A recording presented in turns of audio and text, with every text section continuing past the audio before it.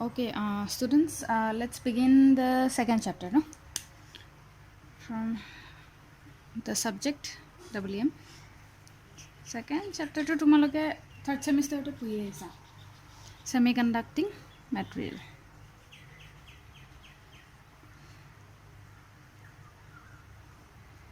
আমিতো যেটো WD subject আছিল থাৰ্ড সেমিষ্টাৰত ন তাতো গোটেই সেমিকন্ডাক্টৰ পঢ়িলো গতিকে সেমিকন্ডাক্টৰছৰ এপ্লিকেশনছ আমাৰ এৰিয়াটোত ইলেক্ট্ৰিকেল ইঞ্জিনিয়াৰিং হওক বা যেটো আমাৰ ইঞ্জিনিয়াৰিং ফিল্ড হওক মানে হিউজ এপ্লিকেশন তো গতিকে আমি সেমিকন্ডাক্টৰৰ কনসেপ্টটো বুজি ল'লে বা জনাটো খুবেই প্ৰয়োজন আৰু এই সেমিকন্ডাক্টৰ এৰিয়াটো এনেকুৱা এটা মানে এৰিয়া হয় য'ত অলৰেডি মানে বহুত ৰিসাৰ্চ হৈ গৈছে আৰু ষ্টিল ইট ইজ এক্টিভ আৰু এই ৰিসাৰ্চটো কন্টিনিউ হৈ আছে তো গতিকে মেক্সিমাম আমাৰ যিবিলাক ইছৰো হওক বা DRDO হওক তো তাতে নিজাকে SCL সেমিকন্ডাক্টৰ লেবৰেটৰী বুলি এটা নিজাকে লেব খুলি লৈছে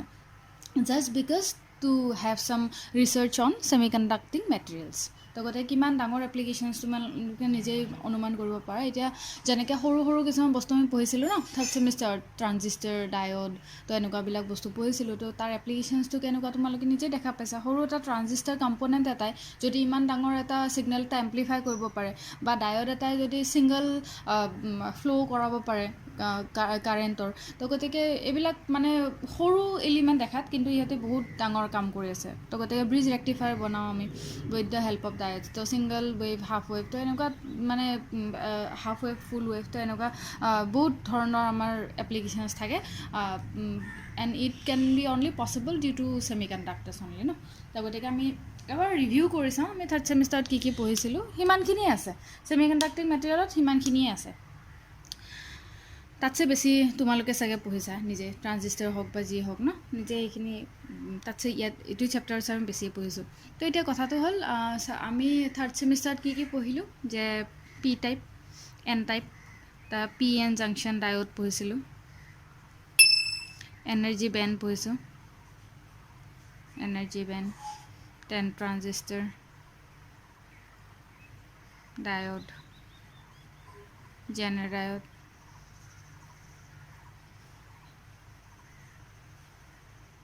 তো এইবিলাক ঢেৰ পঢ়িছোঁ তাৰ ওপৰত তোমাৰ যিবিলাক ফিল্ড ইফেক্ট ট্ৰানজিষ্টাৰ আছিলে ফেটছ ন ফেটছ তাৰ ভিতৰত আমি কি পঢ়িছিলোঁ মছফেট UJT SCR ট্ৰাইক ডাইক এইবিলাক ঢেৰ পঢ়িছোঁ তো ইয়াতে কি আছে মই চাগে তোমালোকক ক'লে বুজি পাবা আৰু তোমালোকে জানাই আৰু প্ৰথমতে কমনলি ইউজড সেমিকন্ডাক্টৰ মেটেৰিয়েল যিবিলাক আছে তো তাৰ আমি কমনলি ইউজ কি সেমিকন্ডাক্টৰ আমি মেটেৰিয়েল ইউজ কৰোঁ কমন আমাৰ ইউজ হয় এইটো তোমালোকে নিশ্চয় মুখতে আছে এটা হ'ল সিলিকন এটা হ'ল জাৰ্মেনিয়াম নহয়নে এইটোতো শুনিয়ে আছে গতিকে থাৰ্ড সেমিষ্টাৰত মই বহুতবাৰ ক'লোঁ সিলিকন আৰু জাৰ্মেনিয়ামৰ কথা কেনেকৈ তাহাঁতে সেমিকন্ডাক্টৰ হয় বা কেনেকুৱা তাহাঁতৰ বিহেভিয়াৰ হয় তো গতিকে এইটো তোমালোকে নিশ্চয় অনুমান কৰিব পাৰা তথাপি এবাৰ ৰিভিউ এটা দি দিছোঁ তো আমি সিলিকনৰ এক্সাম্পলটো লৈ লওঁ কেনেকৈ একচুৱেলি সেমিকন্ডাক্টৰ টাৰ্মটো আমাৰ ডিস্কভাৰ হ'ল ন তো গতিকে সিলিকনৰ এক্সাম্পলটো লৈ লওঁ সিলিকনৰ আমাৰ এটমিক নাম্বাৰ কিমান হ'ল 14 তো গতিকে যদি ইয়াত আমি ইলেক্ট্ৰন ডিষ্ট্ৰিবিউট কৰোঁ 284 তো এনেকুৱা হয় গতিকে তোমাৰ যেটো তিনটা সেল বনিব ইয়াতে দুটা থাকিলে 8টা দেন 3 4 চাৰিটা থাকিব আউটাৰ মষ্ট সেলত তো বেসিক্যালি আমাৰ যিবিলাক সেমিকন্ডাক্টৰ হয় তাহাঁতৰ সিলিকন হওক জাৰ্মেনিয়াম হওক বা আৰু সেমিকন্ডাক্টৰ যিবিলাক আমাৰ এলিমেন্টছ আছে তাৰ বেসিক্যালি আউটাৰ মষ্ট সেলত চাৰিটা ইলেক্ট্ৰন থাকিব লাগে কিহৰ কাৰণে হেতু আমি চাই লওঁ এতিয়া চোৱা সেমিকন্ডাক্টৰ এটাৰ সিলিকনৰ আউটাৰমোষ্ট লেয়াৰত যেহেতু চাৰিটা ইলেক্ট্ৰন আছে তো ইয়াক ষ্টেবল হ'বৰ কাৰণে আমাক আৰু কেইটা ইলেক্ট্ৰনৰ প্ৰয়োজন চাৰিটা ইলেক্ট্ৰনৰ প্ৰয়োজন যদি মই প্ৰতিটো ইলেক্ট্ৰনৰ ৰেসপেক্টিভত দিস 1 2 3 4 প্ৰতিটো ইলেক্ট্ৰনৰ ৰেসপেক্টিভত যদি মই আৰু এটা সিলিকন এটম যদি মই ইহঁতৰ লগত যদি আমি বন্ডিং কৰাবৰ যদি চেষ্টা কৰোঁ সাপোজিং ইয়াত এটা সিলিকন আছে ইয়াৰ তো ইয়াৰ আউটাৰমোষ্ট সেলত কিমান থাকিব 1 2 3 4 ইয়াতে এটা সিলিকন দিছোঁ ইয়াৰ আউটাৰমোষ্ট সেলত 1 2 3 4 থাকিলে ইয়াতে এটা সিলিকন দিছোঁ 1 2 3 4 ইয়াতে এটা সিলিকন এটম আছে তো 1 2 3 4 তো গতিকে ইয়াতে প্ৰতিটো এটা ইলেক্ট্ৰনৰ লগত ইহঁতৰ বন্ডিং এটা সৃষ্টি হ'ব ইয়াতে তো ইয়াক আমি কোভেলেন্ট বন্ড বুলি জানো যেটো covalent bond is very weak okay it can be easily breakable it is easily breakable okay তো দেৰফৰ সিলিকনৰ এটা যিবিলা আউটাৰমোষ্ট সেলত ইলেক্ট্ৰন নাছিলে তো এটা এটাৰ লগত ইয়াতে আমি পেয়াৰ আপ কৰি দিলোঁ তো এতিয়া চোৱা দিছ পাৰ্টিকুলাৰ সিলিকন ইলেক্ট্ৰন নাও has 8 electrons right in its outermost cell 1 2 3 4 5 6 7 8 electrons and it has already reached its inert state মানে stable state ত আহি গৈছে এতিয়া this silicon atom না তো গতিকে এতিয়া চোৱা প্ৰথমতে যেতিয়া আউটাৰমোষ্ট সেলত 4টা ইলেক্ট্ৰন আছিল তেতিয়া ই বেলেগৰ লগত ৰিয়েক্ট কৰিব পৰা ফৰ্মত আছিলে because it is not stable now as we have already stabilized the outermost cells the outermost electrons it is now inert তো এটা ইনার্ট যদি হয় ইটো কার লগত রিয়াক্ট নকৰে আৰু যেতিয়া হি ইনাৰ্ট নাছিলে তেতিয়া হি কাৰোবাৰ লগত ৰিয়াক্ট কৰিবৰ কাৰণে ৰেডি আছিলে তো যেতিয়া ৰিয়াক্ট কৰিবৰ কাৰণে ready then it can be worked as conductor and when it reach its inert state then it is insulator কাৰণ ই কাৰো লগত ৰিয়াক্ট নকৰে না তো গতিকে সেইকাৰণে আমি তাক সেমি কণ্ডাক্টৰ বুলি কওঁ সেমি মানে আধা আধা হাফ ন যেনেকৈ আমাৰ সেমি ভিলেজ বা সেমি গভৰ্ণমেণ্ট এনেকুৱা ন য'ত আধা গভৰ্ণমেণ্ট আধা প্ৰাইভেট এনেকুৱা টাইপৰ আৰু তো গতিকে semiconductor with semiconductor means that it can be also' used as an insulator and also' can be used as a conductor তো therefore the term semiconductor discovered হয়নে তো ঠিক আছে এইটো কনচেপ্টটো তোমালোকে আগতে জানা থাৰ্ড সেমিষ্টাৰ মই পঢ়াইছিলোঁ তো এতিয়া তথাপিও বেছিক কনচেপ্টটো কৈ দিলোঁ তো কেনেকৈ সিলিকন এটাই বা সেমি কণ্ডাক্টৰ এটাই কাম কৰে তো বেছিকেলি আমাৰ সিলিকন আৰু জাৰ্মেনিয়ামে হয় হা মেইন আমাৰ সেমি কণ্ডাক্টৰ হিচাপে ইউজ কৰিবৰ কাৰণে because it has 4 electrons in its outer shell তো ঠিক আছে দেন তোমালোকৰ এপ্লিকেশ্যনছ তো তোমালোকে ঢেৰ জানা মই বহুত পঢ়ালোঁ এপ্লিকেশ্যনছ আমাৰ কি হয় ডায়োডটো আমি ক'ত ইউজ কৰোঁ ৰেক্টিফায়াৰ কিহৰ কাৰণে ইউজ হয় AC টু DC নে DC টু AC তোমালোকে নিশ্চয় জানা তো গতিকে এতিয়া দেন তোমালোকৰ আহিল কিছুমান ভল্টেজ কণ্ট্ৰল ডিভাইচ আৰু কিছুমান আহিল কাৰেণ্ট কণ্ট্ৰল ডিভাইচ তো সেইবিলাকো আমি সেমি কণ্ডাক্টৰৰ সহায়তে বনাব পাৰোঁ কাৰেণ্ট কণ্ট্ৰল ডিভাইচ যেনেকৈ ট্ৰানজিষ্টাৰ আছে ভল্টেজ কণ্ট্ৰল ডিভাইচ যেনেকৈ তোমালোকৰ ফেটছ মছফেটবিলাক হয় তো এনেকুৱা টাইপৰ তো গতিকে বিভিন্ন ধৰণৰ ডিভাইচেছ আমি বনাব পাৰোঁ and the main advantage is the semi conductor devices are not big they are not large in size তাত বহুত ডাঙৰ নহয় যিবিলাক সেমি কণ্ডাক্টৰ ডিভাইচ হয় ট্ৰানজিষ্টাৰটো নিশ্চয় দেখিছা তোমালোকে হয়নে ট্ৰানজিষ্টাৰটো দেখিবলৈ কেনেকুৱা খুবেই সৰু আছিলে আৰু এনেকুৱা 1 2 3 গতিকে খুব মানে মাইনিউট হয় বস্তুবিলাক তো ট্ৰানজিষ্টাৰ আমি কিহৰ কাৰণে ইউজ কৰোঁ এম্প্লিফিকেশ্যনৰ কাৰণে ইউজ কৰোঁ তো সৰু এটা বস্তুৱে যদি তোমালোকৰ small signal to large signal convert কৰিব পাৰে তো গতিকে আমাক স্পেচ আমি খুব কম দিব লাগে ন আমি মানে খুব কম্পেক্ট বস্তু এটা বনাব পাৰোঁ সেইকাৰণে আমাৰ যিবিলাক ডে টু ডে বেচিছত যিবিলাক আমাৰ ধৰা AI চিষ্টেম আহি গৈছে ন আৰ্টিফিচিয়েল ইণ্টেলিজেঞ্চ চিষ্টেম যিবিলাক আহি গৈছে তো তাত আমি basically semi conductor devices use কৰোঁ because it is very much minute in size and it can come in a compact box সেই কম্পেক্ট বক্সটোৱে তোমাৰ বহুত ডাঙৰ চিষ্টেম এটা কণ্ট্ৰল কৰিব পাৰে গতিকে কণ্ট্ৰল চিষ্টেম যিবিলাক আমি ইউজ কৰোঁ বা ৰাডাৰ চিষ্টেম যিবিলাক ইউজ কৰোঁ সেইবিলাকত আমি বেছিকেলি সেমি কণ্ডাক্টৰৰ এপ্লিকেশ্যনছ আমি বহুত পাওঁ তো গতিকে semiconductor area has a huge market okay has a huge market in our engineering field therefore semiconductor is our main priority যদি তুমি যিমানে বস্তুটো সৰু বনাব পাৰা সিমানে তোমালোকৰ কাৰণে লাভ হৈ আছে সিমানে আমি হয়তো বস্তুবিলাক কমকৈ এতিয়া যদি ডাঙৰ যিবিলাক আমাৰ বক্স থাকে এলুমিনিয়াম বক্স যিবিলাক আছে গতিকে তাত আমি বহুত ডাঙৰ ৰেজিষ্টৰ এটা আমি লগাম তাৰপিছত আমি কিবা আৰু বেলেগ এটা কেপাচিটাৰ এটা লগাম তো কেপাচিটাৰ এটা লগোৱাৰ পিছত তাৰ লগত আকৌ আমি কিবা এটা ইণ্ডাক্টৰ টাইপ কিবা এটা লগালোঁ তো গতিকে এনেকুৱা এটা বস্তু আমি যদি কানেক্ট কৰি গৈ থাকিব লাগে আৰু আল্টিমেটলি ই আমাৰ বস্তুটো এম্প্লিফাই কৰি আছে তো আমি আগতে এম্প্লিফায়াৰ তেনেকৈ বনাইছিলোঁ তো ই তেনেকৈ এম্প্লিফাই কৰি আছে তো তাতছে আমি যদি এটা সৰু এটা ট্ৰানজিষ্টাৰ লগাই দিওঁ তেতিয়াহ'লে ইয়াক এটা স্মল বক্স বা স্মল স্পেচ এটাৰ প্ৰয়োজন হয় তো চিম্পল তো এনেকুৱা টাইপৰ এপ্লিকেশ্যনছ বহুত হিউজ হয় আৰু now this semiconductor field is very much in trend তো ট্ৰেণ্ডত আছে বস্তুটো তো সেইকাৰণে আমি গুৰুত্ব দিওঁ এইবিলাক বস্তুত তো ঠিক আছে এইবিলাক জানা then energy level diagram of conductor semi conductor insulator এইটোও তোমালোকে জানা এইটোও কোৱাৰ বিশেষ এটা প্ৰয়োজন নাই তো to understand the energy band diagram energy band diagram আৰু তোমালোকে এইটো থিয়ৰম বুলিও ক'ব পাৰা ঠিক আছে থিয়ৰমেই হয় কাইণ্ড অফ তো আমি সবেই জানো যে আমি পঢ়িছিলোঁ ব'ৰ্ছ মডেল ন ব'ৰ্ছ মডেল কেমিষ্ট্ৰি সবে বেয়া পোৱা বাট ইণ্টাৰেষ্টিং চাউণ্ডছ ইণ্টাৰেষ্টিং তো ব'ৰ্ছ মডেলত আমি কি পাইছিলোঁ যে কিছুমান লেভেলছ থাকে হয় নাই নিউক্লিয়াছৰ কাষত আমি যেনেকৈ আঁকো এটমিক ষ্ট্ৰাকচাৰটো যেনেকৈ আৰু ধৰা ইয়াতে নিউক্লিয়াছটো আছে তো এইটো চেলটো আমাৰ কি দেন নেক্সট চেলটো আমাৰ এল দেন এম এনেকৈ আৰু থাকে নহয় কিছুমান তো ব'ৰ্ছ মডেলটো তেনেকুৱা আছিলে তো এতিয়া এই নিউক্লিয়াছৰ ওচৰত থকাটো কে দেন এল দেন এম এনেকুৱা নাম দিয়া হৈছিলে দেন ইয়াক আমি বেন ডায়েগ্ৰাম হিচাপেও আঁকিব পাৰোঁ কেনেকৈ ধৰা একেবাৰে তলৰটো কে মানে এইটো যদি আমি নিউক্লিয়াছ ৰিজন বুলি ধৰোঁ তাৰ একেবাৰে কাষত কে then L then M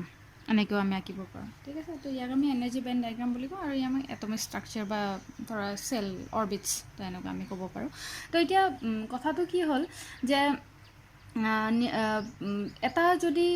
N electron which orbits around the nucleus of an atom has potential energy centrifugal energy and rotational energy and magnetic energy তো এইবিলাক এনাৰ্জি তাত গেডাৰ হৈ থাকে যদি এটা নিউক্লিয়াছৰ কাষত যদি ইলেক্ট্ৰনছ কিছুমান যদি ঘূৰি আছে তেতিয়াহ'লে সেইবিলাক এনাৰ্জি তাত গেডাৰ হৈ থাকে ন তো এতিয়া কথাটো হ'ল যে আমি কেনেকৈ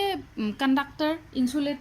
ইনচুলেটৰ আৰু ছেমি কণ্ডাক্টৰ ইহঁতৰ কাৰণে আমি কেনেকৈ এনাৰ্জি বেণ্ড ডায়েগ্ৰামটো আমি বনাব পাৰোঁ তো তাৰ কাৰণে ইণ্টাৰেষ্টিং ফেক্টছ কিছুমান আছে তো এইবিলাক আগতে কৈছোঁ তো ইলেক্ট্ৰনছ হেভিং মিনিমাম এনাৰ্জি যিবিলাক ইলেক্ট্ৰনৰ চবতছে কম এনাৰ্জি থাকে বাকী ইলেক্ট্ৰনৰ কম্পেয়াৰত মিনিমাম এনাৰ্জি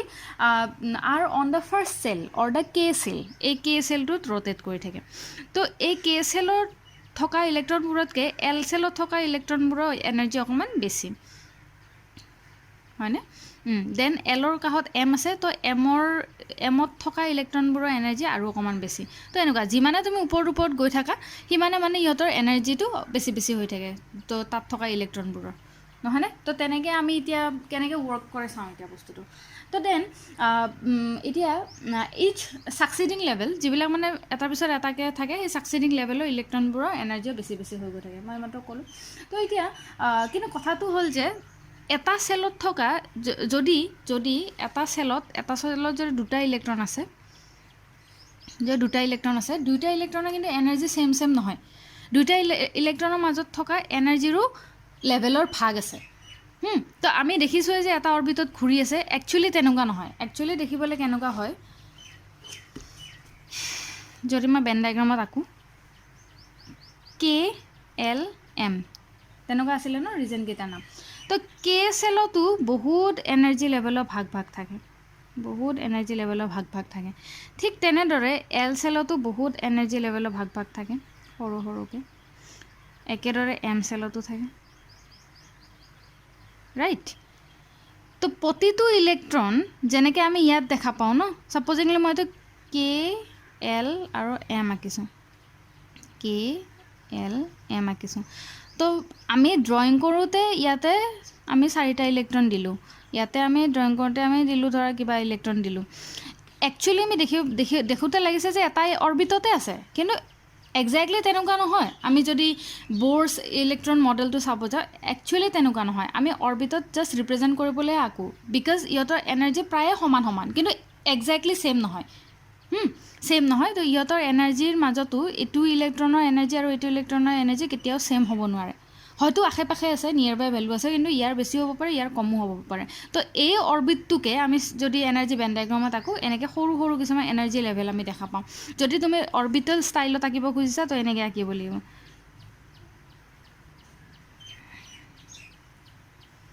ধৰা ইয়াৰ পৰা ইয়ালৈকে এই বস্তুটো কে দেন এইখিনি হ'ল এল দেন আৰু যদি ইয়াতে তুমি কেইটামান ৰাউণ্ড আঁকা তেতিয়াহ'লে সেইটো হ'ব এম তো এনেকুৱা তো এটা অৰ্বিটৰে ভাগ আছে যেনেকৈ মই ইয়াতে আঁকিছোঁ কেৰ লেভেল অফ এনাৰ্জি ভেলু বেলেগ যেনেকৈ ইয়াত থকা ইলেক্ট্ৰনৰ এনাৰ্জি ভেলুটো এনাৰ্জি কম হ'ব ইলেক্ট্ৰনৰ এনাৰ্জি কম হ'ব then this will be lower then this will be lower then this same thing with the L shell also when electron lying on this ground is always lower than the electron lying on this ground right তো তেনেকুৱা এমৰ কাৰণে ঠিক তেনেকুৱা এনেকৈ ভাগ হৈ থাকে সেইকাৰণে এটা অৰ্বিটত লাই কৰা মানে ইলেক্ট্ৰনবোৰৰ এনাৰ্জি কেতিয়াও ছেম নহয় because that orbit itself contains m amounts of orbit there only তো এম্পল নাম্বাৰ অফ অৰ্বিটছ সেই অৰ্বিটৰ ভিতৰতে থাকে তো তেনেকৈ আমি ভাগ ভাগ হৈ থাকে আমাৰ ইলেক্ট্ৰনবোৰ এটা পিছত এটাকৈ ঠিক আছে তো দেন এতিয়া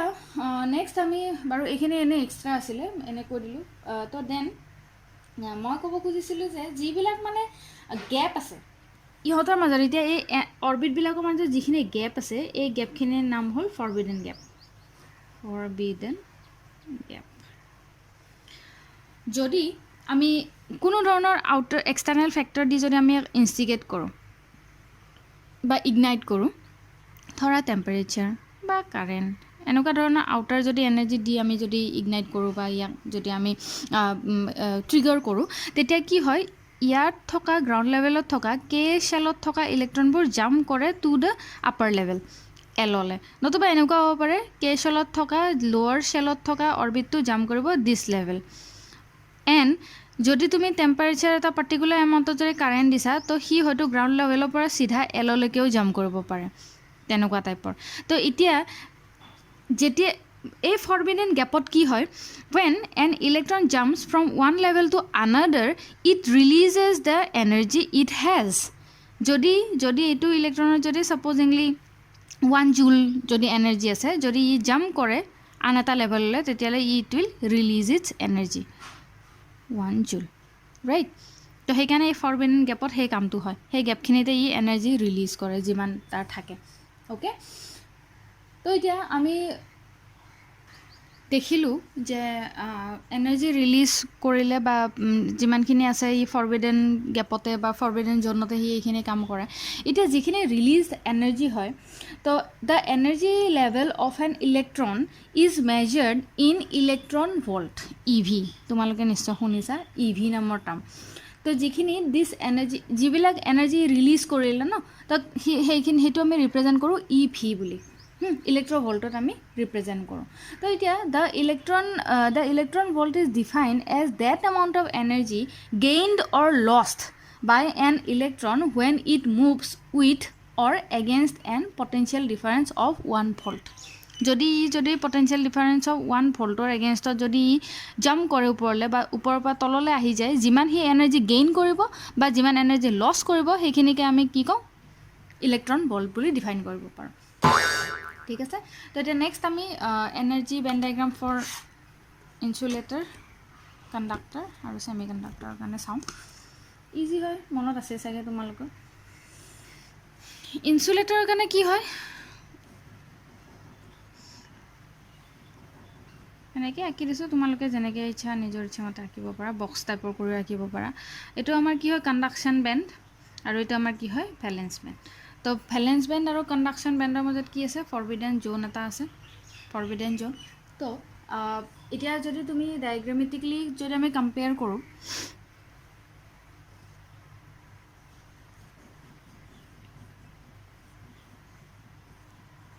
যদি আমি কম্পেয়াৰ কৰোঁ চি বি ভি বি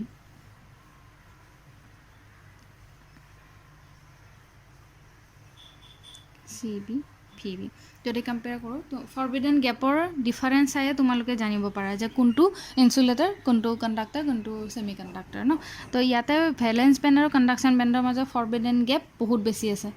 ডায়েগ্ৰামেটিকলি যদি চোৱা বহুত বেছি আছে তো সেইকাৰণে ইয়াক আমি ইনচুলেটৰ বুলি ক'ব পাৰোঁ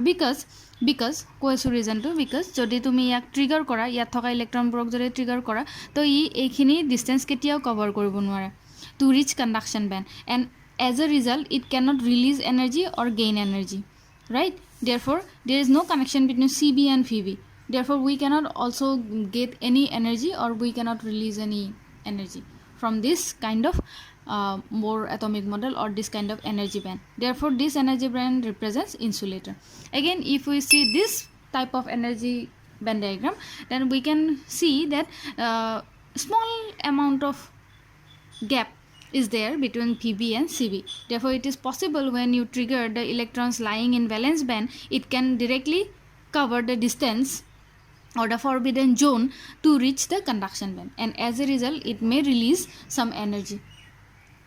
ঠিক আছে আৰু দেন ইয়াতে চোৱা কণ্ডাকশ্যন বেণ্ড আৰু ভেলেন্স বেণ্ডটো কমপ্লিটলি অভাৰলেপ হৈ আছে তো ইয়াক কোনো ট্ৰিগাৰ কৰাৰ ফেক্টৰৰ দৰকাৰে নাই ই অলৰেডি ইয়াৰ ইলেক্ট্ৰনবিলাক ইয়াতে মুভ কৰি আছে তাৰমানে ই কণ্টিনিউৱাছলি আমাক এটা এনাৰ্জি দি আছে তো গতিকে তেনেকৈ ক'ব পাৰা এতিয়া ফৰবিডেন যিটো জ'ন হয় তাৰ মানে সেইখিনি কাভাৰ কৰিবলৈ একচুৱেলি কিমান ইলেক্ট্ৰন ভল্ট লাগে তাৰ ওপৰত ডিপেণ্ড কৰে তো যিটো ইনচুলেটৰৰ ফৰবিডেন জ'ন থাকে তাত ভেলেন্স বেণ্ডৰ পৰা ইলেক্ট্ৰনবোৰে 6 ইলেক্ট্ৰন ভল্ট এটা ডিষ্টেঞ্চ এটা কাভাৰ কৰিব লাগে 6 ইলেক্ট্ৰন ভল্টৰ এটা এনাৰ্জি সি ৰিলিজ কৰিব লাগে বা গেইন কৰিব লাগে যিটো নেকি পচিবল নহয় সেইকাৰণে ই ইনচুলেটৰ আৰু ইয়াতে 1 ইলেক্ট্ৰন ভল্টৰ এটা আমি ডিষ্টেঞ্চ এটা কাভাৰ কৰিব লাগে তো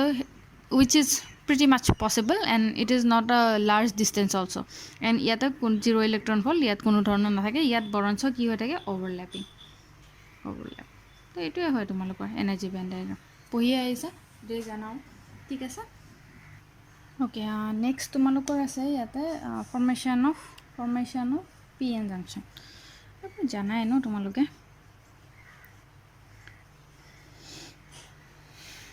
P N junction P type N type নিশ্চয় মনত আছে হপফুলি পাহৰি যোৱা নাই P type N type P for positive N for negative গতিকে পি টাইপত মেজৰিটি চাৰ্জ কেৰিয়াৰ কি হয় হোলছ আৰু ইয়াতে মেজৰিটি চাৰ্জ কেৰিয়াৰ কি হয় ইলেক্ট্ৰনছ ন তো গতিকে হোলছৰ মেজৰিটি চাৰ্জ যদি হ'ব লাগে তো আমি এইবিলাক আমি কোনটো ছেমিকণ্ডাক্টৰ আণ্ডাৰত পাওঁ এক্সট্ৰিনছিক ছেমিকণ্ডাক্টৰ আণ্ডাৰত পাওঁ এক্সট্ৰিনছিক আৰু ইণ্ট্ৰিনছিক দুটা আছিলে নহয় extrinsic is the impure one ন impure one I mean where the doping পদ্ধতি ইউজ কৰি আমি ইয়াক আমি ইম্পিউৰ ছেমিকণ্ডাক্টৰ বা এক্সট্ৰিনছিক বনাওঁ আৰু intrinsic is completely pure and where we can't or we do not add any impurity একো ডাষ্টিং কৰা নহয় তো ইয়াতে আমি ডপিং কৰি এক্সট্ৰিনছিকত আমি ইম্পিউৰ কিছুমান বস্তু দি দিওঁ তো সেই ইম্পিউৰ বস্তু দিয়াৰ ফলতে বা ইম্পিউৰ মেটেলছ বা এটমছ দিয়াৰ ফলতেই তোমাৰ কি হয় পি টাইপ আৰু এন টাইপৰ সৃষ্টি হয় এতিয়া ছাপ'জিংলি মই যদি জানা এইবোৰ তথাপিও কৈ দিছোঁ যদি চিলিকনৰ আউটাৰ মষ্ট চেলত কেইটা থাকে 4টা থাকে যদি মই এনেকুৱা এটা বস্তু চিলিকনৰ লেটিছটোত ঠিক আছে য'ত মানে এটা মানে কিউব অফ চিলিকন যদি কিউব অফ চিলিকন যদি তোমালোকে লোৱা আৰু তাত যদি এটা ইম্পিউৰিটি দিবৰ কাৰণে ট্ৰাই কৰা এনি এণ্টিমনি দিয়া আৰ্চেনিক দিয়া যি দিয়া আৰু তো গতিকে সেই লেটিছটোত আমি যদি এনেকুৱা এটা ইম্পিউৰিটি দিওঁ যাৰ আউটাৰ মষ্ট চেলত 3টা ইলেক্ট্ৰন আছে যাৰ আউটাৰ মষ্ট চেলত অনলি 3টা ইলেক্ট্ৰন আছে তো গতিকে 3টা ইলেক্ট্ৰন দিয়াৰ ফলত কি হ'ব ই তাৰ লগত এটা পেয়াৰ আপ কৰিলে আনটোৰ লগত ই পেয়াৰ আপ কৰিলে ইয়াৰ লগত পেয়াৰ আপ কৰিলে তো এটা ইলেক্ট্ৰন কি হ'ল চ' হোৱাট হেপেণ্ড তো ইহঁতে 3টা বেলেগ এটা ইম্পিউৰিটিৰ ইলেক্ট্ৰনৰ লগত পেয়াৰ আপ কৰি ল'লে কোভেলেণ্ট বণ্ড এটা বনাই ল'লে তো যিটো চিলিকনৰ এটা ইলেক্ট্ৰন থাকি গ'ল সেই ইলেক্ট্ৰনটোতো পেয়াৰ আপ কৰিবলৈতো কোনো ধৰণৰ ইলেক্ট্ৰন নাপালে বেলেগ যিটো আমি ডপিং কৰিলোঁ তো তেনেকুৱা কোনো ধৰণৰ ইলেক্ট্ৰন নাপালে তো ফলস্বৰূপে ই কিহৰ লগত পেয়াৰ আপ কৰিব এটা হোলৰ লগত পেয়াৰ আপ কৰিব তো বেচিকেলি এইটোৱে এয়াই মিন কৰিলে যে ইলেক্ট্ৰন এটাই যেতিয়া পেয়াৰ আপ কৰিবলৈ কোনো ধৰণৰ এক্সট্ৰা ইলেক্ট্ৰন নাপায় তেতিয়া ই ষ্টেবল হ'ব নোৱাৰে এই চিলিকন এটমটো ষ্টেবল হ'ব নোৱাৰে মোৰ অভাৰ ই তেতিয়া আমি কি কওঁ ইলেক্ট্ৰন হোল পেয়াৰ এটা বনি যায় বুলি আমি ক'ব পাৰোঁ ঠিক আছে তো নেক্সট আমাৰ তো ঠিক তেনেদৰে যিহেতু ই পেয়াৰ আপ কৰিবৰ কাৰণে ইলেক্ট্ৰন নাপালে তো সি সেইকাৰণে হোল এটা জেনেৰেট কৰি ল'লে তো ফলস্বৰূপে কি হ'ল যে তুমি এক্সটাৰ্নেল এটা ইম্পিউৰিটি ডপিং কৰাৰ ফলত এটা হোলৰ সৃষ্টি হ'ল যদি ঠিক তেনেদৰে আমি চিলিকনৰ এটমছ যদি কম ৰাখোঁ আৰু ডপিঙৰ ইম্পিউৰিটি এনেকুৱা ট্ৰাইভেলেণ্ট বুলি কওঁ যাৰ আউটাৰ মষ্ট চেলত আমাৰ 3টা ইলেক্ট্ৰন থাকে যদি তেনেকুৱা ট্ৰাইভেলেণ্ট যদি এটমছ যদি আমি বহুতখিনি ডপিং কৰি দিওঁ এটা চিলিকন লেটিছত তো ফলস্বৰূপে কি হ'ব মোৰ এমাউণ্ট অফ হোলছ তাত প্ৰডিউচ হ'ব হয়নে মোৰ এমাউণ্ট অফ হোলছ প্ৰডিউচ হ'ব তো ঠিক তেনেদৰে আমি এন টাইপ মেটেৰিয়েল য'ত হোল মেজৰিটি কেৰিয়াৰ তাক আমি পি টাইপ বুলি কওঁ মানে পজিটিভ আৰু ঠিক তেনেদৰে আমি এন টাইপটো এটা কি পেণ্টাভেলেণ্ট এটম এটা আমি ডপিং কৰি পিনে আমি পাব পাৰোঁ পেণ্টাভেলেণ্ট মানে তাৰ আউটাৰ মষ্ট চেলত 5টা ইলেক্ট্ৰন থাকে হয়নে তো গতিকে যদি ইয়াতে এটা মই চিলিকন দিছোঁ 1 2 3 4 আৰু মই এলুমিনিয়াম লৈছোঁ ইয়াৰ আউটাৰ মষ্ট 1 2 3 4 5 তো এটা ইলেক্ট্ৰন ইয়াৰ লগত পেয়াৰ আপ কৰিলে আনটো ইয়াত গ'ল এটা ইয়াত গ'ল আৰু this one will pair up with this তো গতিকে ফলস্বৰূপে কি হ'ল এটা ইলেক্ট্ৰন এক্সট্ৰা থাকি গ'ল তো গতিকে সিলিকনৰ এটম যদি তুমি কমাই লোৱা আৰু এলুমিনিয়ামৰ এটম যদি তুমি বেছিকৈ বহাই লোৱা তেতিয়াহ'লে কি হ'ব এক্সটাৰ্নেল ইলেক্ট্ৰনছ আমি জেনেৰেট কৰিব পাৰিম ফলস্বৰূপে the hole lattice will become negatively charged ঠিক আছে নিগেটিভলি চাৰ্জ তো গতিকে সেইটো আমাৰ কি টাইপ হ'ব এন টাইপ ন এতিয়া ইয়াতে কৈছে যে পি এন জাংচনৰ কথা কিনো ক'ম তোমালোকে জানাই বাৰু তো তথাপিও বুজাই দিছোঁ এটা এবাৰ তো P N junction P type N type আমি গম পালোঁ তো গতিকে মই যদি পি টাইপ আৰু এন টাইপ এটা যদি মই মাৰ্জ কৰি দিছোঁ ঠিক আছে যদি মই একেলগে কৰি দিওঁ তেতিয়াহ'লে পি টাইপত কি হয় হোলছ থাকে হোলছ হয়নে majority charge career holds plus plus plus plus আৰু ইয়াতে কি থাকে আমাৰ ইলেক্ট্ৰনছ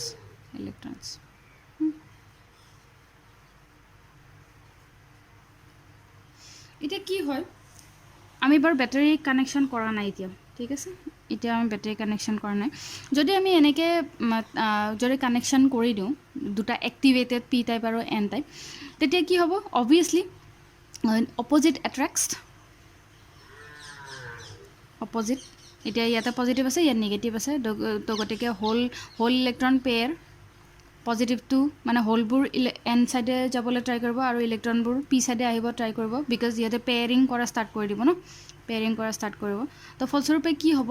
যেতিয়া কমপ্লিটলি এটা এনেকুৱা কণ্ডিশ্যন আহিব সেইটোক আমি কওঁ ছেচুৰেটেড কণ্ডিশ্যন যেতিয়া কমপ্লিটলি হোল আৰু ইলেক্ট্ৰন পেয়াৰ বনি যাব তেতিয়া সি এটা ছেচুৰেটেড কণ্ডিশ্যন এটা পাই যায় তাৰপিছত কোনো ধৰণৰ মুভমেণ্ট বা মবিলিটি অকাৰ নহয় in this crystal P N type crystal ঠিক আছে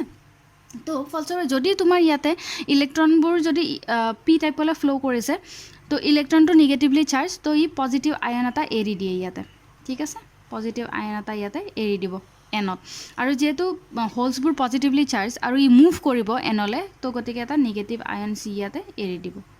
নিগেটিভ আয়নছ এৰি দিব তো গতিকে ফলস্বৰূপে ইয়াতে এটা আমাৰ লেয়াৰ এটা প্ৰডিউচ হয় লেয়াৰ ইয়াক আমি কওঁ ডিপ্লিশ্যন লেয়াৰ ঠিক আছে ডিপ্লিশ্যন লেয়াৰ এটা প্ৰডিউচ হয় তো ডিপ্লিশ্যন লেয়াৰ প্ৰডিউচ হোৱাৰ পিছত কোনো ধৰণৰ মবিলিটি ইয়াতে অকাৰ নহয় কাৰণ মুভমেণ্টটো ৰখিয়ে যাব মুভমেণ্ট হ'বৰ কাৰণে কোনো ধৰণৰ জেগা নাই বা মুভমেণ্ট হ'বলৈ চাৰ্জ আমাৰ এনাফ নাথাকিব তো সেইকাৰণে এটা ডিপ্লিশ্যন লেয়াৰ এটা ক্ৰিয়েট হয় তাৰপিছত আমাৰ কি হয় যেতিয়া আমি ছাপ্লাই দিলোঁ পিটো আমি পজিটিভত কানেক্ট কৰিছোঁ আৰু এনটো আমি নিগেটিভত কানেক্ট কৰিছোঁ ইয়াক আমি ফৰৱাৰ্ড বায়াছ বুলি কওঁ তোমালোকে জানাই এইবোৰ ফৰৱাৰ্ড বায়াছ বুলি কওঁ তো তেতিয়া কি হয় এই ডিপ্লেশ্যন লেয়াৰৰ যিটো বেৰিয়াৰ পটেঞ্চিয়েল বা এই ডিপ্লেশ্যন লেয়াৰটো ভাঙিবৰ কাৰণে যিমান ভল্টেজ দৰকাৰ তাক আমি কওঁ বেৰিয়াৰ পটেঞ্চিয়েল আৰু সেই তাৰ ৰেঞ্জটো হ'ল 0.3 to 0.7 ভল্ট তো গতিকে তুমি ইয়াতে যদি ছাপ্লাই দিয়া 0.7তকৈ যদি ওপৰত দি দিয়া তেতিয়াহ'লে ই অট'মেটিকেলি এই ডিপ্লেশ্যন লেয়াৰটো ভাঙি পজিটিভ টু নিগেটিভ ইয়াতে কাৰেণ্ট ফ্ল' কৰা ষ্টাৰ্ট কৰি দিব এইটো আমাৰ চিম্পল মেকানিজম হয় হা পি আৰু এন জাংচনৰ ঠিক আছে নেক্সট কিছুমান ইয়াৰ ওপৰত ফেক্টৰছে আমাৰ জাৰ্মেনিয়াম আৰু চিলিকনক অকণমান এফেক্ট কৰিব পাৰে কিছুমান এনভাইৰমেণ্টেল ফেক্টৰ আছে তো ফেক্টৰ কিছুমান কৈ দিছোঁ তো এটা হ'ল তোমাৰ temperature then illumination voltage electric field then impurities এইবিলাক কিছুমান এনভাইৰমেণ্টেল ফেক্টৰ থাকে যিবিলাকে আমাৰ ছেমিকণ্ডাক্টৰক এফেক্ট কৰিব পাৰে অ'কে দেন নেক্সট তোমালোকৰ কিছুমান ডিভাইচেছ আছে যিবিলাকৰ ওপৰত আমি মানে চিম্পল কিছুমান জ্ঞান থাকিব লাগে ধৰা আইডিয়া কিছুমান thermistor photoconductive cell photovoltaic cell varistor LCD and strain gauge তো এনেকুৱা কিছুমান আছে তো সেইখিনি বাৰু ডিছকাছ কৰোঁ okay let's begin with photoconductive cells semiconductor যিবিলাক আমাৰ মেটেৰিয়েলছ থাকে তো তাহাঁতৰ এটা প্ৰপাৰ্টি থাকে semiconductor মেটেৰিয়েল এটাৰ resistance is law' under light যেতিয়া লাইট থাকে তেতিয়া তাৰ ৰেজিষ্টেঞ্চবোৰ ল' থাকে কিন্তু যেতিয়া ডাৰ্কনেছ বা আন্ধাৰত তাৰ ৰেজিষ্টেঞ্চটো ইনক্ৰিজ হৈ যায় মানে লাইট যেতিয়া থাকিব তেতিয়া তাৰ মাজেদি ইজিলি কাৰেণ্ট ফ্ল' হ'ব পাৰে আৰু যেতিয়া তাৰ ডাৰ্কনেছ থাকিব তেতিয়া তাৰ ৰেজিষ্টেঞ্চটো যিহেতু ইনক্ৰিজ হৈ যায় তো গতিকে কাৰেণ্ট ফ্ল' কৰোঁতে অকণমান ফ্ল'টো কম হৈ যায় গতিকে this property is utilized in photoconductive cells ত' ফটোকণ্ডাক্টিভ চেলৰ যিটো প্ৰিন্সিপল সেইটো ইয়াৰ ওপৰতে based so' what happened photoconductive চেলৰ প্ৰিন্সিপলটো ক'লোঁ যে যেতিয়া ডাৰ্কনেছ হয় তেতিয়া তাৰ ৰেজিষ্টেঞ্চটো মানে ইনক্ৰিজ হৈ গৈ থাকে আৰু যেতিয়া কাৰেণ্টটো যেতিয়া ফুল লাইট থাকে তেতিয়াহ'লে ৰেজিষ্টেঞ্চৰ ভেলুটো তেতিয়াহ'লে ল' হয় ন তো তেনেকুৱা the semiconductor material is connected in series with the source of voltage the resistance of the material will change with the light and hence the current in the circuit তো তেনেকুৱাই আৰু যে ৰেজিষ্টেঞ্চৰ লগত কাৰেণ্ট যিহেতু ডিৰেক্টলি ইনভল্ভ হয় তো গতিকে ফটোকণ্ডাক্টিভ চেলৰ যিটো প্ৰিন্সিপল এইটো আমি ইউজ কৰিব পাৰোঁ to control the current flowing through the device or the cell ন তো এতিয়া কিছুমান এপ্লিকেশ্যনছ এনেকুৱা আছে যে হেৰি ড'ৰ অপেনাৰ হিচাপে আমি ইউজ কৰিব পাৰোঁ বা ষ্ট্ৰীট লাইট কণ্ট্ৰল কৰিবৰ কাৰণে ইউজ কৰিব পাৰোঁ যিবিলাক মানে আমাৰ ৰিনিউৱেবল এনাৰ্জিৰ আণ্ডাৰত আছে ন তো তেনেকুৱা ফ্লেম ডিটেক্টৰ স্ম'ক ডিটেক্টৰটো তেনেকুৱা এলাৰ্ম কিছুমান তো এইবিলাকত আমি ইউজ কৰিব পাৰোঁ ঠিক আছে তো এইটো হ'ল ফটো কণ্ডাক্টিভ চেল দেন নেক্সট তোমালোকৰ photo voltaic cell P V চেলৰ কথা চবে শুনিছে চাগে ফটো ভল্টিক চেল কি হয় ন P V cells photovoltaic cell নিশ্চয় নামটো শুনি কিবাটো অনুমান কৰিব পাৰিছা these cells these are such cells or devices that develop an EMF when they are illuminated যেতিয়া তুমি লাইটত এক্সপ'জ কৰিবা এই PV চেলটোক তেতিয়া কি হয় এটা EMF এটা জেনেৰেট হয় আগৰ ফটোকণ্ডাক্টিভ চেলটো কিহৰ লগত ৰিলেটেড আছিলে লাইট এণ্ড ৰেজিষ্টেঞ্চ হয়নে ৰেজিষ্টেঞ্চ ইয়াতে লাইট এণ্ড EMF আগৰটোত আছিলে যেতিয়া তোমাৰ লাইট বেছি কম হ'ব ঠিক তেনেদৰে তাৰ ৰেজিষ্টেঞ্চটো বেছি কম হ'ব ইয়াতে তুমি যেতিয়া লাইটত এক্সপ'জ কৰিবা তেতিয়া এটা EMF জেনেৰেট হ'ব আমাৰ সোলাৰ পেনেল চবে জানে PV চেল বুলি কওঁ আমি সোলাৰ পেনেল তো সোলাৰ পেনেলটো কি হয় ছান লাইটত থৈ দিয়ে তো তাৰ পৰা আমি এটা EMF এটা পাওঁ আৰু এই EMF দিয়ে আমি আদাৰ হোম এপ্লায়েন্সেছ আমি ৰান কৰিব পাৰোঁ তো গতিকে does they convert light energy directly into electrical energy main aim ইটোৱে PV চেলৰ মেইন এইম ইটোৱে যে আমি লাইট এনাৰ্জিটো এটা ইলেক্ট্ৰিকেল কোৱান্টিটি বা ইলেক্ট্ৰিক এনাৰ্জিত আমি কনভাৰ্ট কৰিব পাৰোঁ তো ইয়াৰ হিউজ এপ্লিকেশ্যন এৰিয়াটো জানাই চবে সোলাৰ পেনেল দেন ফটোগ্ৰাফিক কিছুমান মিটাৰ কিছুমান আছে সেইবিলাকত আমি ইউজ কৰোঁ বা কিছুমান কেণ্ডেল মিটাৰ বুলি কয় একচুৱেলি তাহাঁতক তো তেনেকুৱাবিলাকত আমি ইউজ কৰিব পাৰোঁ অ'কে নেক্সট তোমালোকৰ যিটো ডিভাইচ আছে সেইটো ডিভাইচ হ'ল তোমালোকৰ ভেৰিষ্টাৰ লিখি দিছোঁ ভেৰিষ্টাৰটো কি হয় the resistance of semiconductor material changes with the applied voltage এই গোটেইকেইটা একেই ৰিলেটেড দেই এতিয়া প্ৰথমটো হ'ল লাইট এণ্ড ৰেজিষ্টেঞ্চ দেন তোমাৰ নেক্সটটো PV চেলৰ ক্ষেত্ৰত আছিলে লাইট এণ্ড EMF তো ভেৰিষ্টাৰৰ ক্ষেত্ৰত কৈছোঁ যে resistance of semiconductor material changes with apply voltage তো ভল্টেজ এইটো অবভিয়াছ কথা নহয় জানো ohms লয়ে কৈ থৈ দিছে voltage and resistance This property of the semiconductor is made use of in varistors. The varistors are used in voltage stabilizer and motor speed control. Basically, আমি semiconductor কিছুমান use কৰোঁ য'ত যাৰ সহায়ত আমি ভল্টেজ এণ্ড ৰেজিষ্টেঞ্চ তাৰ মাজত এটা ৰিলেশ্যনশ্বিপ আমি এষ্টাব্লিছ কৰোঁ বেচিকেলি ভেৰিষ্টাৰটো তুমি ক'ব পাৰা যে ohms law মতেওতো তেনেকুৱা হয় এটা চাৰ্কিটত আমি ভল্টেজ আৰু কাৰেণ্ট V = IR হয় তো গতিকে সেইটো কিয় আমি ভেৰিষ্টাৰ বুলি নকওঁ বিকজ তাত আমি কিছুমান পেচিভ এলিমেণ্ট ইউজ কৰোঁ ন পেচিভ মানে RLC এইবিলাক এলিমেণ্ট ইউজ কৰা হয় কিন্তু ভেৰিষ্টাৰত বেচিকেলি ছেমিকণ্ডাক্টৰ ডিভাইচেছ ইউজ কৰা হয় ট্ৰানজিষ্টাৰ ডায়ড বা তেনেকুৱা টাইপৰ বস্তু ইউজ কৰা হয় তো তাক ohms lawটোৱে যদি বেলেগ এটা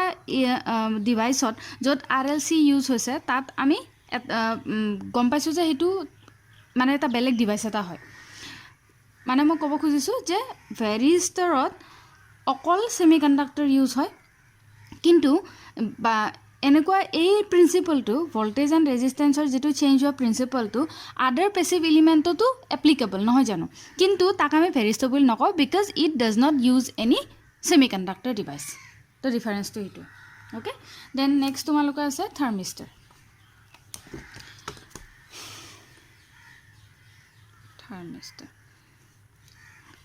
থাৰ্মিষ্টাৰটো এটা টেম্পাৰেচাৰ সেনচিটিভ ডিভাইচ হয়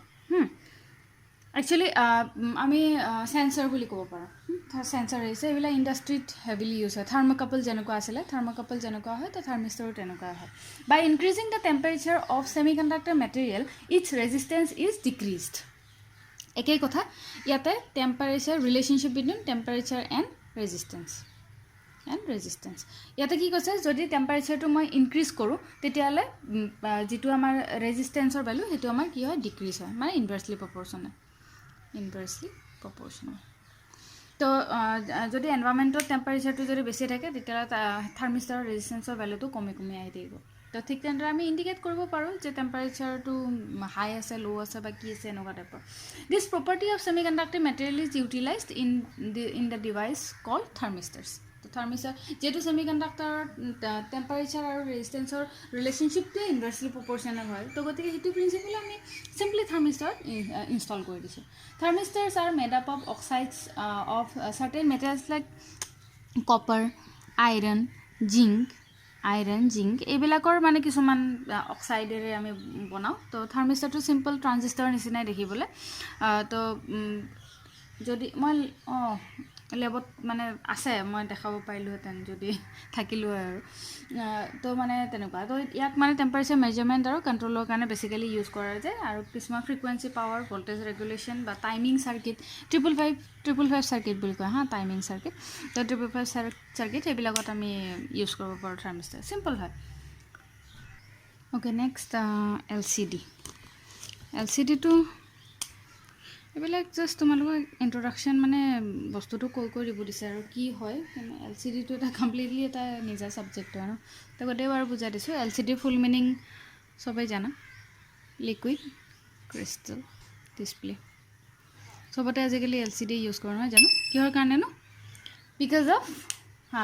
কনজাম্পশ্যন অফ স্মল এনাৰ্জি কনজাম্পশ্যনটো খুবেই কম ইহঁতৰ তো সেইকাৰণে আমাৰ এনাৰ্জি ৱেষ্ট নহয় কাৰেণ্ট ইলেক্ট্ৰিচিটি আমাক ৱেষ্ট নহয় আৰু আমি বহুত ইফেক্টিভলি আমি বস্তুবোৰ ডিছপ্লে কৰিব পাৰোঁ ছিগনেলবোৰ ডিছপ্লে কৰিব পাৰোঁ তো basically the LCD is defined as the diode that uses small cells and ionized gases for the production of image ডায়োডে হয় খালি আমি ইমেজ সিগনেল এটা আমি ডিসপ্লে কৰিবৰ কাৰণে প্ৰডিউস কৰিবৰ কাৰণে আমি কিছুমান স্মল সেলস কিছুমান ইউজ কৰোঁ মানে সেল মানে যিবিলাক ধৰা সেমিকণ্ডাক্টৰ সৰু কিছুমান মানে ডিভাইচেছ যেনেকৈ আমি সিৰিজ অফ ডায়োড তো গতিকে সেল হ'লে ধৰা বেটাৰী হৈ গ'ল বা তাৰ কিছুমান LCD লিকুইড ক্ৰিষ্টেলাইন কিছুমান এলিমেন্টস থাকে তো তাৰ মাজেদি আমি লাইটটো মানে পাৰ কৰাব চেষ্টা কৰোঁ যাতে হি মাল্টিপল অফ ইমেজেছ যাতে হি প্ৰডিউস কৰিব পাৰে আৰু সেই মাল্টিপল অফ ইমেজটো আমি ফাইনেলি পোলাৰাইজ কৰোঁ টু আ সিঙ্গল ইমেজ তো বেসিক্যালি ইয়াৰ প্ৰিন্সিপলটো পোলাৰাইজেশ্যনে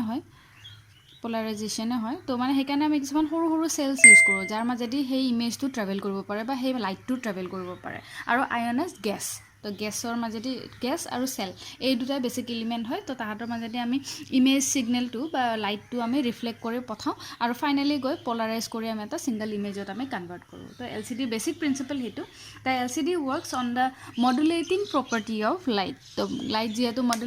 মডুলেশন লাইটৰ নিজে এটা মডুলেশন আছে ন তো এই মডুলেশনৰ ওপৰত বেস কৰি আমি LCD টো মানে প্ৰিন্সিপলটো আমি তাত ইমপ্লিমেন্ট কৰিব পাৰোঁ the light modulation is the technique of sending and receiving the signal through the light তোমালোকে এন্ডোস্কোপি নাম শুনিছা নিশ্চয় এন্ডোস্কোপি কৰা যায় আমি যেতিয়া ডিঙিত কিবা মানে এছফাগাছত যেতিয়া কিবা চাব লাগে খাদ্যনলীত তো তেতিয়া আমি কি কৰোঁ সিম্পলি অপটিক্যাল ফাইবাৰ কিছুমান আমি থ্ৰো মাউথ আমি ভিতৰ কি হৈ আছে তো অপটিক্যাল ফাইবাৰ এডাল মুখেদি সোমাই দিয়া হয় তো গতিকে আমি গম পাওঁ যে থ্ৰটত কিবা প্ৰবলেম আছে নেকি তো সেই অপটিক্যাল ফাইবাৰে সেই ভিতৰৰ যেটো আমাৰ ইমেজটো হেতু ক্যাপচাৰ কৰি লয় ন তো গতে ভিতৰৰ ইমেজটো আমি যেটো সিগনেল আমি আউটাৰ মনিটৰত আমি দেখা পাওঁ তো হেতুৱে হয় modulating property sending and receiving signal through light তো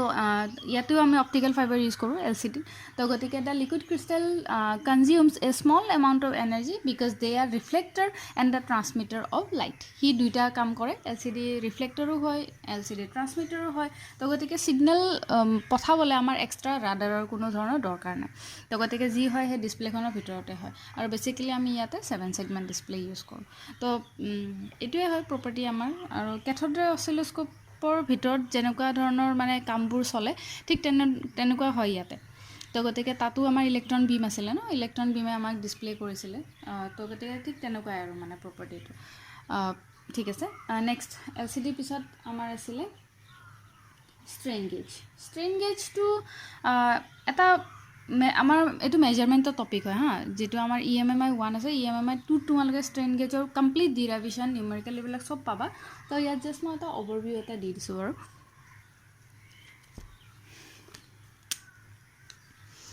ষ্ট্ৰেইন গেজ নামটো ইণ্ডিকেট কৰিছে চাগে গেজ মানে তো সামথিং মেজাৰিং ডিভাইচ ষ্ট্ৰেইন মানে কি হয় আমাৰ প্ৰেছাৰ না প্ৰেছাৰ হওক বা ফ'ৰ্চ হওক এইবিলাক তো আমি ষ্ট্ৰেছ ষ্ট্ৰেইন ইয়াং মডুলাছ এইবিলাক পঢ়ি থৈ দিছোঁ ন stress strain এইবিলাক stress by strain to change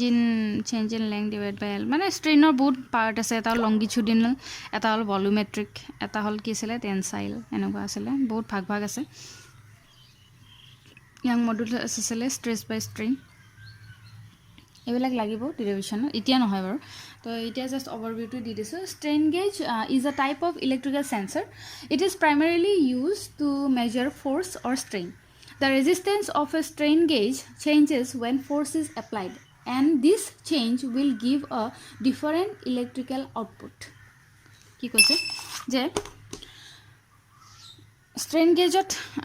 gauge to দেখিবলৈ মানে সিম্পল এটা কপাৰৰ এটা এনেকুৱা টাইপৰ হয় দেখিবলৈ ব্লে এলিমেন্টস থাকে এনেকুৱা মই PIP এটাচ কৰি দিম হা তেতিয়া ভালকে তোমালোকে গম পাবা তো ইয়াতে কি কৈছে যদি মানে ফোৰ্স আমি এটা এপ্লাই কৰো ফোৰ্স এটা যদি ইয়াতে এপ্লাই কৰো তেতিয়ালে ইয়াৰ অটোমেটিক্যালি ৰেজিস্ট্যান্সৰ ভ্যালুটো চেঞ্জ হৈ যায় ইয়াৰে ডাইৰেক্টলি ৰিলেশনশিপ বিটুইন ফোৰ্স এন্ড ৰেজিস্ট্যান্স তো ফোৰ্স এপ্লাই কৰাৰ লগে লগে ৰেজিস্ট্যান্সৰ ভ্যালু যেটো চেঞ্জ হৈ যায় তো গতিকে ডিফাৰেন্ট ফোৰ্স তুমি যদি এপ্লাই কৰা বা ডিফাৰেন্ট প্ৰেছাৰ বা ডিফাৰেন্ট ষ্ট্ৰেইন যদি তুমি এপ্লাই কৰা তেতিয়ালে অবভিয়াসলি ৰেজিস্ট্যান্সৰ ভ্যালুটো বেলেগ পাবা তাৰ মানে ইলেক্ট্ৰিক্যাল আউটপুটটো resistance itself is electrical na electrical quantity to gotika resistance of value যদি চেঞ্জ পাইছে obviously voltage and current of value change পাবা output of V or I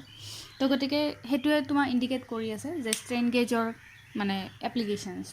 to গতিকে simply strain gauge use this method to measure pressure force weight and tension ঠিক আছে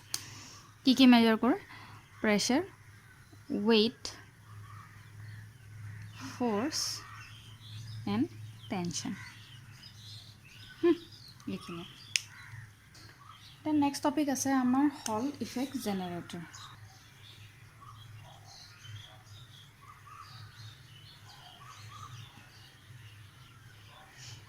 হল effect generator এটা simple এটা প্ৰিন্সিপলৰ ওপৰত based হয় কি হয় when electric current passes through a bar of semiconductor placed in a magnetic field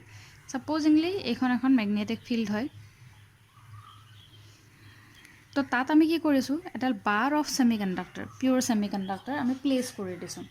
তো তাৰ মাজেদি যদি আমি ইলেক্ট্ৰিক কাৰেন্ট যদি আমি ফ্লো কৰাও a voltage is developed তো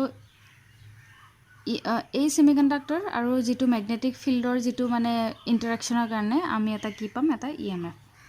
or voltage এটা আমি পাম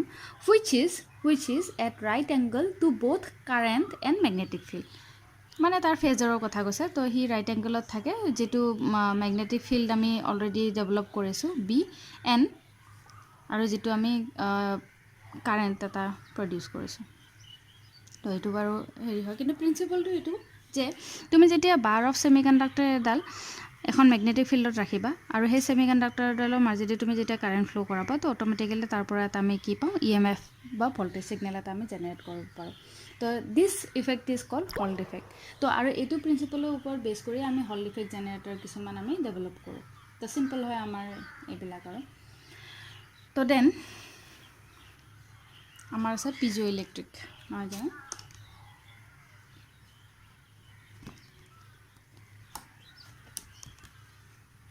পিজিঅ' ইলেক্ট্ৰিক মেটেৰিয়েল। পিজিঅ' ইলেক্ট্ৰিক মেটেৰিয়েল মই আগতেও চাগে মেনশ্যন কৰিছোঁ নেকি। পিজিঅ' ইলেক্ট্ৰিকটো কি হয়, পিজিঅ' মানে প্ৰেছাৰ, ঠিক আছে। পিজিঅ' মানে তোমাৰ প্ৰেছাৰ। তো যদি এনেকুৱা এটা এলিমেণ্ট তোমালোকক বা এনেকুৱা এটা মেটেৰিয়েল দিয়া হয় যাৰ ওপৰত তুমি ফ'ৰ্চ বা প্ৰেছাৰ এপ্লাই কৰাৰ কাৰণে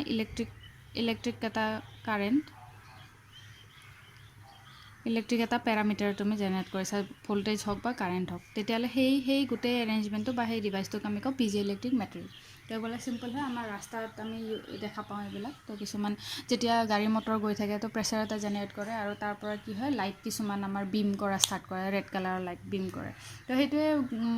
কয় আৰু যে কিমান টেনচাইল ফ'ৰ্চ এটা দি আছে গাড়ী এখন গ'লে বা ট্ৰাক এখন গ'লে কিমান মানে টেনচাইল ফ'ৰ্চ এটা দি আছে। তো সেই প্ৰিন্সিপলটো হয় আমাৰ piezoelectric effect of piezoelectric principle. তো দেন তোমালোকৰ আছে পিচিবিটো আমি চবেই দেখিছোঁ। পিচিবি মানে প্ৰিণ্টেড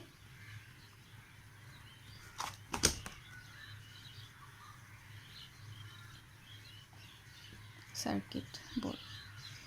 চবতে ইউজ কৰোঁ আমি, নহয়নে? এলিমেণ্টছবোৰ চল্ডাৰিং কৰিবলৈ বা সৰু সুৰা চাৰ্কিট আমি যদি ক'ৰবাত ফিট কৰি পিনে বা দুটা চাৰ্কিট যদি আমি কানেক্ট কৰিব লাগে, তেতিয়া আমি বেচিকেলি পিচিবি এখনত আমি চল্ডাৰিং কৰিলোঁ, তাৰপিছত আমি এটাৰ লগত কানেকশ্যন কৰোঁ। এইটো বিকজ আমাৰ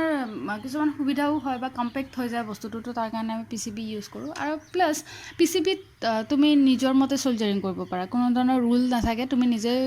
শ্বৰ্ট কৰিব পাৰা বা নিজে তুমি ডিচল্ডাৰ কৰি আকৌ তুমি ৰিচল্ডাৰ কৰিব পাৰা, বা তুমি নিজে গ্ৰাউণ্ড লাইন কোনটো বা কোনটো positive line, phase neutral line, তুমি এইবিলাক নিজে ডিচাইড কৰিব পাৰা। তো এইটো আমাৰ কাৰণে কনভিনিয়েণ্ট হয়। তো আমি সেইকাৰণে পিচিবি বৰ্ড এখন ইউজ কৰোঁ। তো তোমালোকৰ ইয়াতে আছে type and uses and process of preparing PCB, advantages of using PCB. তো ইমানখিনিতো বাৰু প্ৰিপেয়াৰিং অফ পিচিবিটোতো দৰকাৰ নাই বাৰু, তথাপি কৈ দিছোঁ মই কেনেকুৱা হয়। তো PCBs are generally 8 types. PCBs 8 types. আমি যিবিলাক লেবত ইউজ কৰোঁ সেইবিলাক ছিংগল চাইডেড PCBs হয়, কাৰণ আমি বেছি হেভি ডিউটিৰ কাৰণে ইউজ নকৰোঁ, চিম্পল সৰু সৰু চাৰ্কিট আমি কানেক্ট কৰিবৰ কাৰণে ইউজ কৰোঁ। তো গতিকে আমাৰটো হ'ল ছিংগল চাইডেড PCB। এটা থাকে তোমাৰ double sided PCB। Single sided PCBত মানে অকল প্লাষ্টিকৰ নিচিনা যিখন যে ছাবষ্ট্ৰেটটো অকল এটা লেয়াৰে থাকে, তো তাত কিছুমান আমি হোলছ কিছুমান ড্ৰিল কৰোঁ। তো ডাবল চাইডেড PCBত সেই ছাবষ্ট্ৰেটটো দুইফালে থাকে, তো তেনেকুৱা হয়। দেন ডাবল চাইডেডবিলাক আমি চাগে কম্পিউটাৰ হাৰ্ডৱেৰৰ ভিতৰত আমি দেখা পাওঁ ডাবল চাইডেড PCBবিলাক। দেন এটা থাকে multilayered PCB। Then rigid PCB। Then number 5 is flexible. এইবিলাক আমাৰ যে হেৰি থাকে মোবাইল কাভাৰ কিছুমান থাকে ন, এলুমিনিয়াম জেলেদি বনোৱা বুলি কয়, তো সেই ফ্লেক্সিবল পিচিবিবিলাক সেইটো মেটেৰিয়েল দি বনোৱা। তো number 6 is high frequency PCB।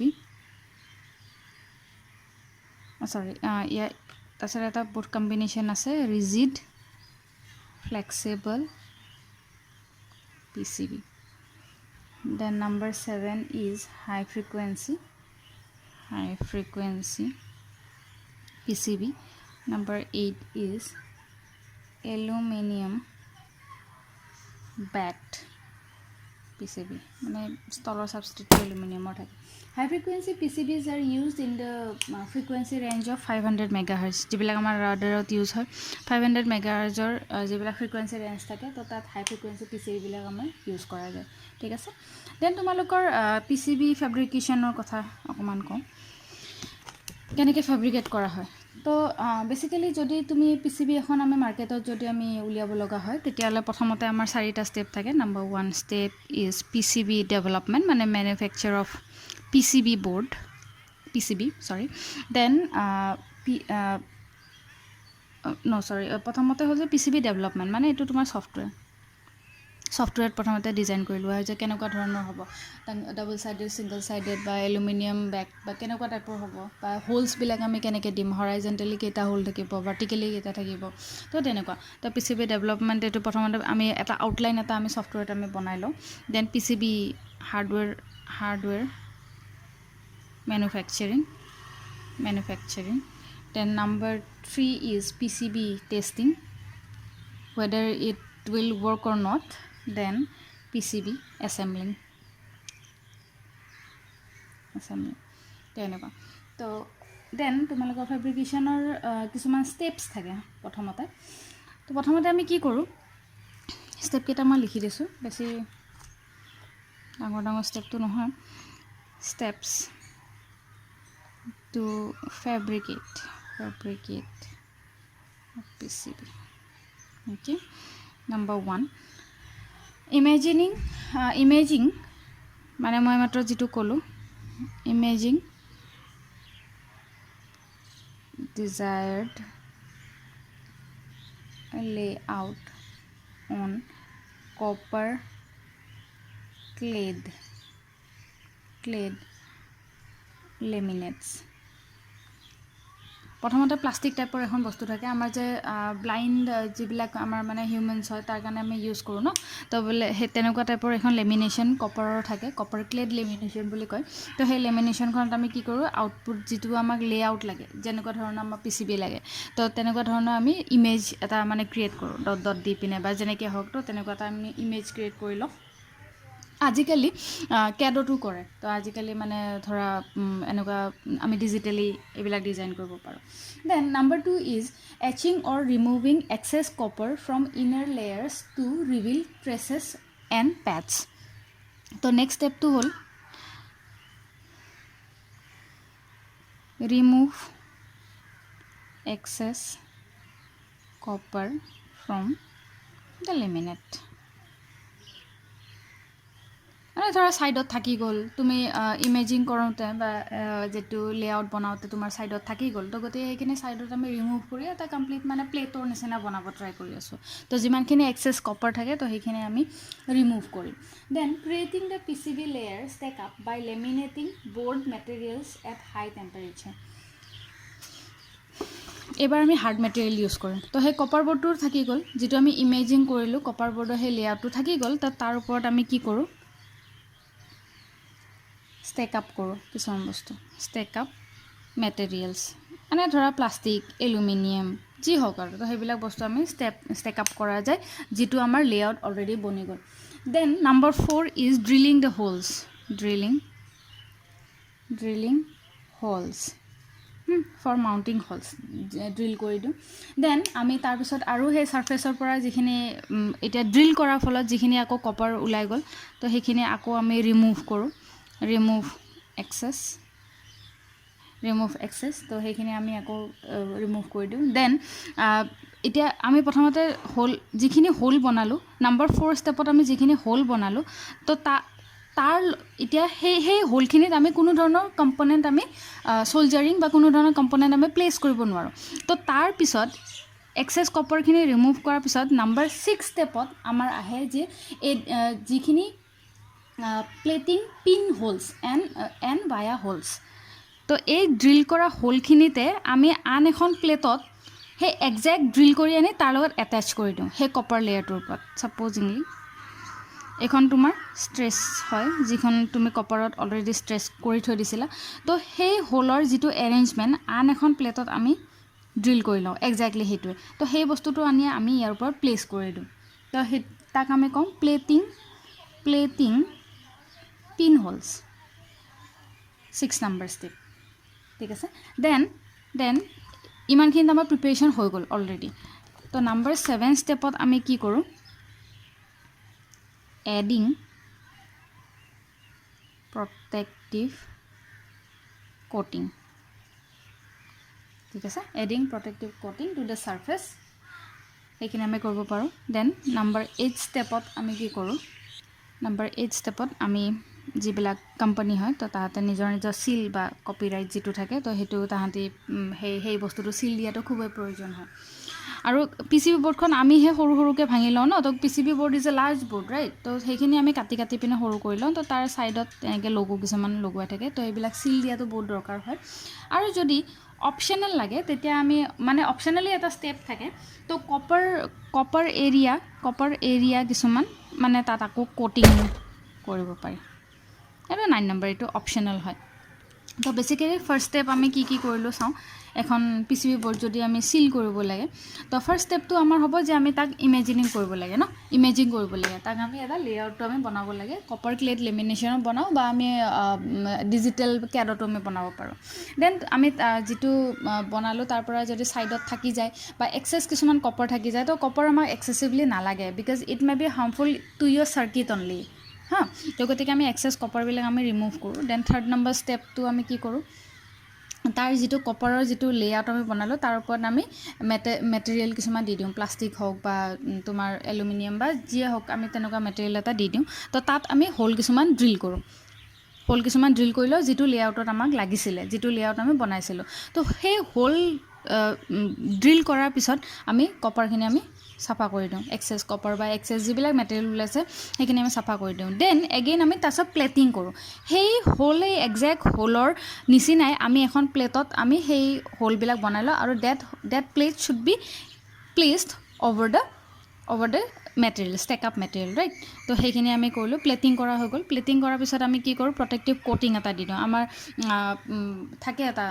Gel, যদি তুমি চোৱা PCB বৰ্ডখন, তো তেতিয়া তুমি গম পাবা যে শ্বাইনিং এটা হেৰি এটা থাকে, মানে বাৰ্নিছ কৰা টাইপৰ ন। তো গতিকে তেনেকুৱা। তো তাৰ ওপৰত আমি প্ৰটেক্টিভ কোটিং এটা দি দিলোঁ। দেন তোমাৰ নম্বৰ 8 ষ্টেপ হ'ব চিল কৰা। তো এইটো খুবেই ইম্পৰ্টেণ্ট, বিকজ চিল চাই পিনে আমি আনো ন। তো গতিকে চিল কৰা যায় নিজৰ কোম্পানী, আৰু যদি দৰকাৰ হয় তেতিয়াহ'লে আমি কপাৰ কোটিং এটা দি দিব পাৰোঁ। এইটো এডিশ্যনেল হয় আৰু অপশ্যনেল হয় মানে। তো এইটোৱে আমাৰ ফেব্ৰিকেশ্যন প্ৰচেছ আছিলে। তো PCB ইউজ কৰাৰ নিজা এডভান্টেজ আছে, তোমাৰ টাইম ছেভ হৈ যায়, easy to repair and easy to desolder, তুমি ৰিপেয়াৰো কৰিব পাৰা। দেন তাক ইজিলি তুমি ছল্ভো কৰিব পাৰা, যদি চাৰ্কিটটো যদি তোমাৰ ভুল হৈছে ক'ৰবাত, তো সেইটো বস্তু তুমি চাব পাৰা। Then save of time, then তোমাৰ ল' কষ্ট, তো নইজ কম হয়, লছ কম হয়। তো মানে PCB আমাৰ বেচিকেলি সেইকাৰণে আমি ইউজ কৰোঁ, because it is very much convenient and তোমাৰ টাইম ছেভ হয়, আৰু প্লাছ বস্তুটো কম্পেক্ট হৈ উঠে। তো সেইকাৰণে আমি PCB আমি ইউজ কৰোঁ। তো ইয়াৰ বৰ বেছি এটা ডিছএডভান্টেজ নাই, যদি তথাপিও মেনশ্যন কৰি দিছোঁ, কেতিয়াবা মানে হেণ্ডলিঙৰ কাৰণে যদি প্ৰ'ন টু ডেমেজ ন, তো গতিকে ইজিলি ব্ৰেকেবল হয়। তো মানে অকণমান হেণ্ডলিংটো চাব লাগে, তাৰ বাহিৰেতো চব এডভান্টেজেই হয় আমাৰ PCB। অ'কে, ইমানতে তোমালোকৰ ছেকেণ্ড চেপ্টাৰটো শেষ হ'ল। মই নোটছবোৰ দি দিম বাৰু, তথাপিও শুনি ল'বা এইখিনি দেই, কি হেৰি কৰিছোঁ। তাৰপিছত will continue with third chapter. I think third চেপ্টাৰটো ইনচুলেটিং মেটেৰিয়েলছ। অ'কে, নেক্সট ভিডিঅ'ত পাবা। Thank U.